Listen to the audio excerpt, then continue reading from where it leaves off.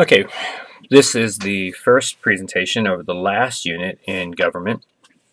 Uh, this is dealing with the three branches, and we've already gone through and outlined over the House of Representatives as far as how it's set up, and we've gone into the basic structure of the House of Representatives, talking about how it's appropriated with the population being the major instrument into determining how many House members there are per state.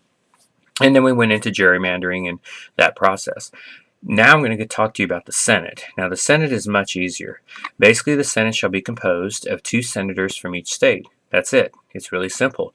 There is no complicated formula or anything else that gets involved here. So if we have 50 states, which we do, and there's 2 senators per state, that gives us 100 senators.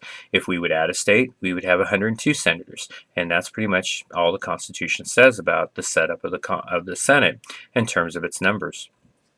Originally, the Constitution provided that the Senate would be chosen not by you and I, the people, but by state legislators. And the reason for this is because the Founding Fathers wanted the Senate to be the upper group of the House of the Congress.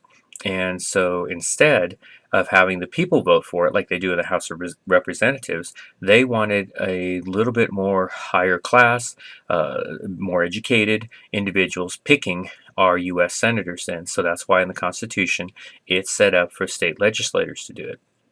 In 1912, this changed. The 17th Amendment was passed, which basically then set the popular election of the senators to the people, and it's been that way ever since. Senators serve a term of 6 years, and then they can run as many times. There is no term limit on how many times a senator can serve. And the Senate is made up of what's called a continuous body. What that means is that not all 100 senators run for their re-election at the same time. It's actually broken up by thirds. And how that's done is basically you have a setup in every 2 years, like when the House runs. But for the Senate, you have 1/3 or 33 senators running. So let's say you have a 2010 race. In 2010, all 435 members of the House would run, but only 33 senators. In 2012, you would have another 33 senators run. The ones who won in 2010 would not have to run again until 2016. But you would still have all 435 members of the House run. Then in 2014, you would have the last group of that 100 senators run, but you would still have all 435 members of the House. So basically, every 2 years, all members of the House run, but only 1/3 of the Senate runs. And finally, as you can see from the numbers here, on the bottom, as far as the change has gone over the years, we've gone from, with the Democrats and Republicans there, the Democrats used to have a lead of 57 members in the Senate and only 41 Republican. Today, it has been a slight change. We see 53 Democrats and 45 Republicans with 2 independent. Now, again, those 2 independents usually vote along with the Democrats, so in actuality, most likely it's about 55 Democratic votes. Most of the time, the independents do vote with the Democrat side. All right. Coming back to the House of Representatives, who is the leader of the House? Well, it's this guy. His name is John Boehner. He is the Speaker of the House. He is the 3rd most powerful person in the United States in terms of being able to have presidency. He would serve in case the president and vice president would not be able to serve, became dead, or whatever would happen to him. As Speaker of the House, he is in charge of many things. His primary duties is to preside and keep order in the House. He has to do such things as organize who's going to speak on what bills, which bills are going to be brought forward, how those bills are going to be brought forward. He basically has total control of the House. All 435 members are under his control. He gets to interpret the rules, he gets to refer bills to committee, he gets to name the members to those committees, so he has incredible amount of power, and he wields that power quite wholesomely during his reign. Now, how do you get to be Speaker of the House? You have to have the majority party. So whichever party is the majority, they get to pick their Speaker then, and he will serve during that term of 2 years. Then after 2 years, he has to win re-election just like every other House member does. And if he does, then the party that is in power, if it's the same party, can pick him again as Speaker, or they could change if they wanted to. Boehner has now been in the House of Representatives for, I think this is going on his second term, so 4 years he's been there serving. And right now the Republicans have a majority in the House, so that's why he's there.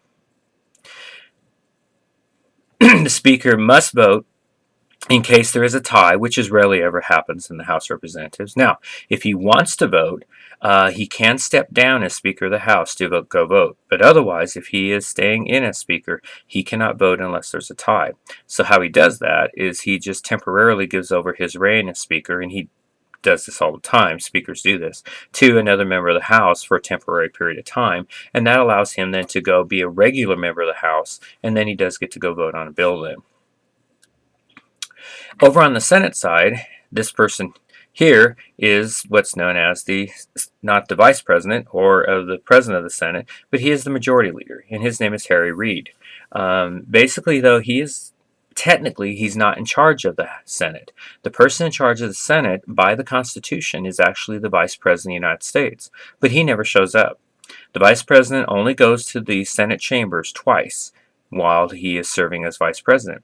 He shows up once every 2 years to basically gavel in the beginning of the session for the Senate, and then he shows up in case there's a tie. But otherwise, the Vice President really has no power in the Senate and doesn't do anything.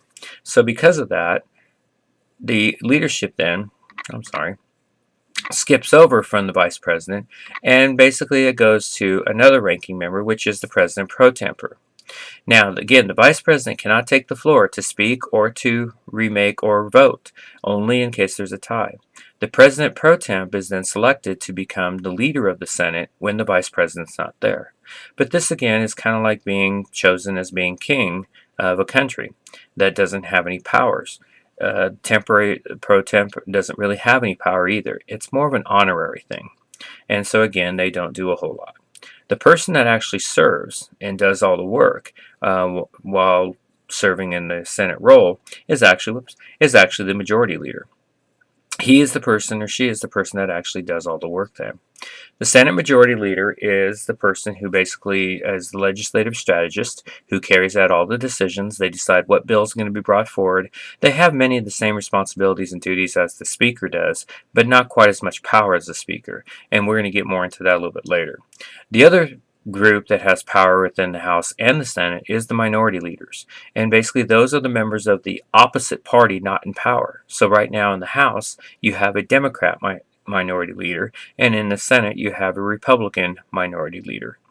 They basically then control their party and try to make sure strategizing how their party is going to serve when it comes to dealing with bills and how they are brought forward then.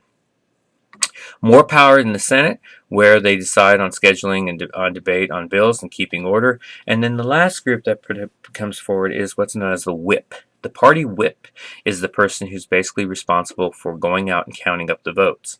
So if you had a Republican whip and there was a bill being brought forward on the House floor, what the Speaker would do is go to the whip and tell him or her to get out there and find out how many votes they have in favor of the bill. And if they want the bill to pass, then they want to make sure they have one more than the majority. So that whip then goes out, asks all the party members how they're going to vote, and then once he gets that tally, he goes back to the Speaker and tells them. If they need to get more votes, then that's the party whip's job, is to go out there and to draw up support, getting people to change their mind or flip their sides on how they're voting. It's a very difficult thing to do, and the party whips have a very tough challenge to do that. Okay, with that, we're going to stop the first presentation, and we will get back into the second presentation in a little bit.